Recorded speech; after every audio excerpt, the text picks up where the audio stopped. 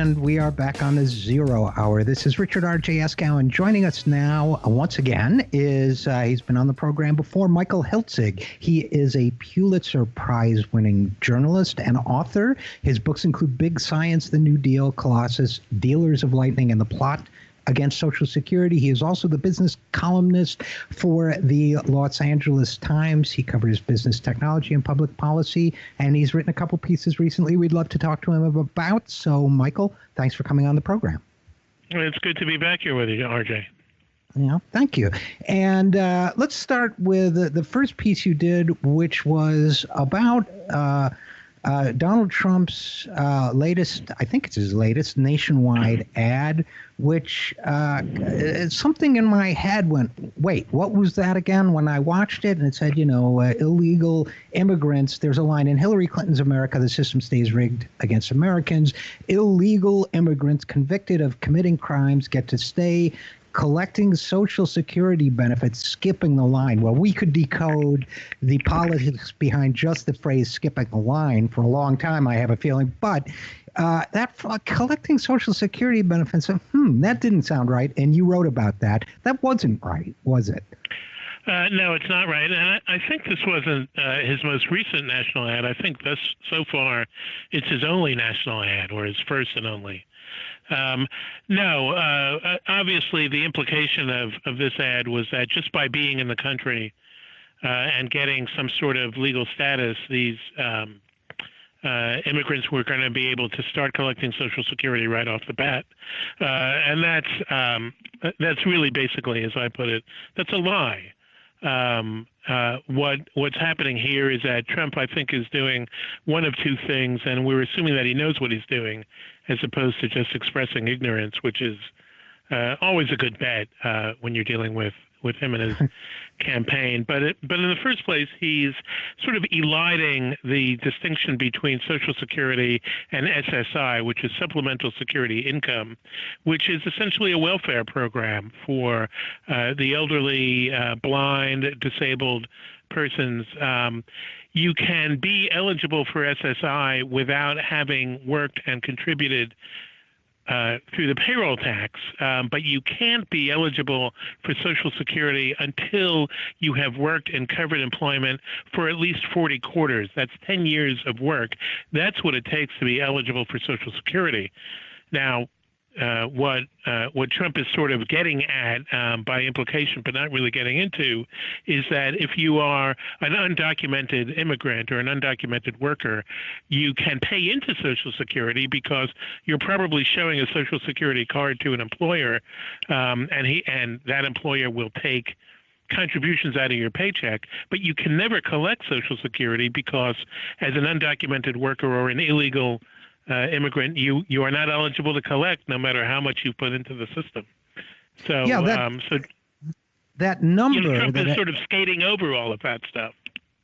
Well, skating over, I think your first word was even better. You're lying because, first the notion of skipping the line, you can't skip the line, and you need a Social Security number to collect Social Security. You may, as you point out in your article, Michael, you may be able to fool an employer by presenting a false Social Security card in order to get work, but you can't fool the Social Security system into giving you money without a Social Security unique Social Security identifier number, right?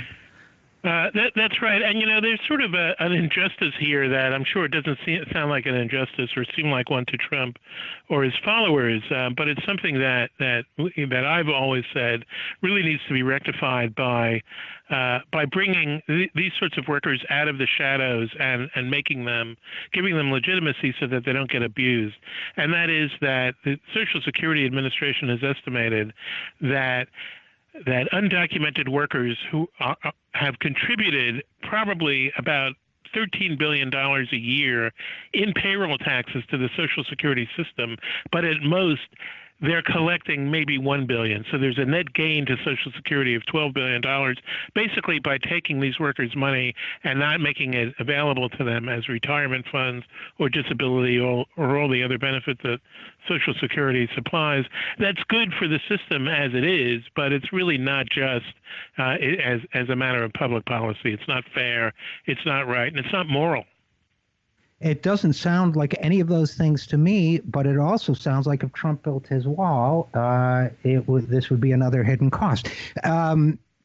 It's extremely disturbing. We're talking with Michael Hiltzik, business columnist for the Los Angeles Times. Well, Michael, let's pivot if we can a second, because you've also, speaking of things that are not moral and they're just plain wrong, you've been writing about Mylan, the pharmaceutical company that is behind EpiPens. You've written a couple pieces about them. First of all, the first one was another reason to hate Mylan, besides jacking up the price of life-saving EpiPens. As you point out, Mylan is a tax dodger. What do you mean by that? That's right. Well, Mylan, I think a lot of people forgot this until I dredged it back up. But a couple of years ago, Mylan did what's known as an inversion. And they did this to dodge U.S. taxes. What they did was they bought a generics company that was domiciled in the Netherlands and then moved their corporate domicile to that new acquisition's home, which was Amsterdam, and that made them, for tax purposes, a foreign company. So they cut their U.S. tax bill substantially. Now, they didn't give up all the advantages that they get from being essentially in everything but tax name an American company. Their headquarters are still in Pennsylvania. In fact, their CEO lives in Pennsylvania. Their workforce is still largely an American workforce. And it was even the case that when they faced a takeover battle as a Netherlands, officially Netherlands company, they appealed to the U.S. antitrust authorities to try to kill that takeover bid by citing American law. So they get all the benefits of being an American citizen, but they don't have to pay all the taxes. And this is something that President Obama, these inversions, which became very common as a tax dodge, President Obama has called them unpatriotic. He's called for this loophole to be tightened up, if not completely eliminated. But here's Mylan, which we won fame over the last week or two for jacking up the price of these crucial drug injection devices by 500%. And it's also a tax dodger. It's also skipping out on the legitimate taxes that it's got to pay to get all the benefits of American citizenship. So it's not only profiteering off the ill health of the American people and people around the world, it's not only putting lives at genuine risk by jacking up the price of EpiPens, but it is also unpatriotically not paying its taxes. And we're somehow, for some reason, protecting its right to exclusivity on the EpiPen, which I think has been around for a long time. I think that normally patents and so on might even be expiring now. Yeah, I think the patent on the EpiPen, which is a specific device that delivers a measured dose, you sort of stab your leg with it if you've got an allergy to peanuts and you've ingested peanuts by mistake, or if you're allergic to bee stings and you get stung, you can suffer life-threatening shock. Your breathing. Your breathing becomes labored, your windpipe closes up. So you stab yourself with this. It's epinephrine, which is a generic drug which costs pennies, really, in the dose that's in this EpiPen. And it relieves that on an emergency basis, and then you can get yourself to the hospital. The pen itself, it's sort of a mechanical device, but it's also essentially generic. So Mylan bought the rights to this device in 2007, when each one costs about $50 list price, and each one now costs about $300 list price, because Mylan has continued to jack up the price because it's got very little, if any, competition. And I want to add here that this is another case in which Mylan wants to have everything both ways. In fact, the column that I wrote early this morning was about its initial response to the uproar over its price gouging, and that is that it said it's going to expand its patient assistance program, which covers the co-pays for customers below a certain income, so that the EpiPen for them is basically free, rather than they're having to pay a full deductible of $300, $400, $500, $600 for a package of two. The point that I made is that drug companies have a lot of these patient assistance programs where they cover your copay, but they're really insidious, because what they really do is they take the political heat off the company by relieving individual patients and customers of this deductible or copay cost, but it still allows them to charge insurers, Medicare, Medicaid, whatever the market will bear. So we all end up paying for it. Right. And they're able to continue to charge these outrageous prices because there's no public complaint about it. So this it's something these... Right. This is something... Michael Hiltzik, business columnist for the Los Angeles Times. This is something I felt strongly about for a long time, is that you have to read the fine print in some of the reform proposals that get floated around in Washington, too.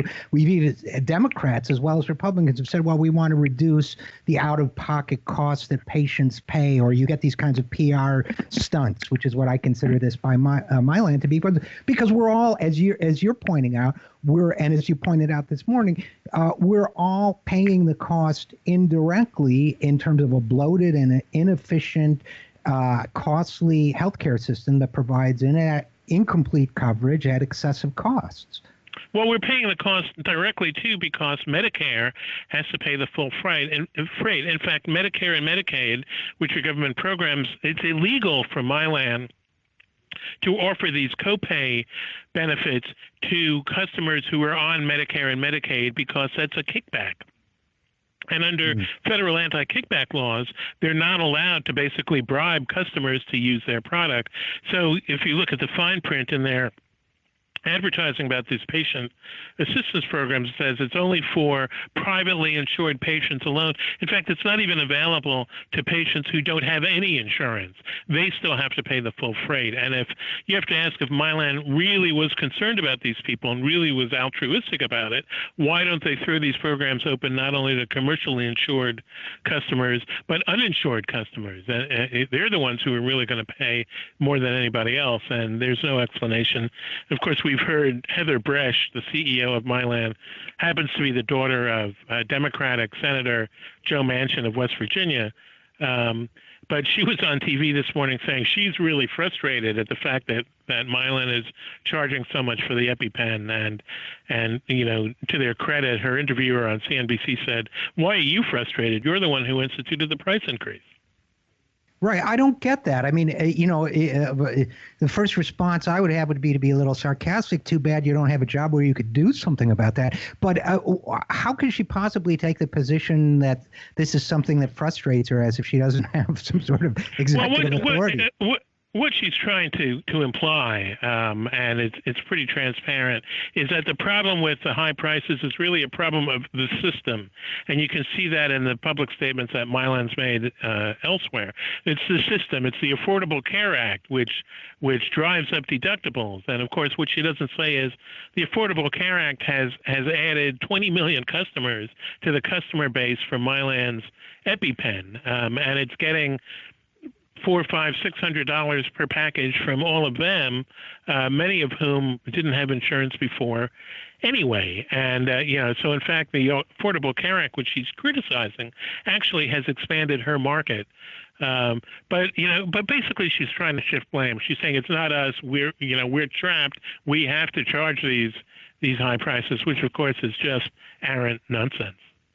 No, it absolutely is. And look, you and I could talk at length about the Affordable Care Act, and perhaps someday we'll get the opportunity to, Michael. But the fact is they are charging an excessive price for a product, and there's no excuse for it. I mean, you could argue that she has a fiduciary responsibility to their shareholders, but even that doesn't justify it.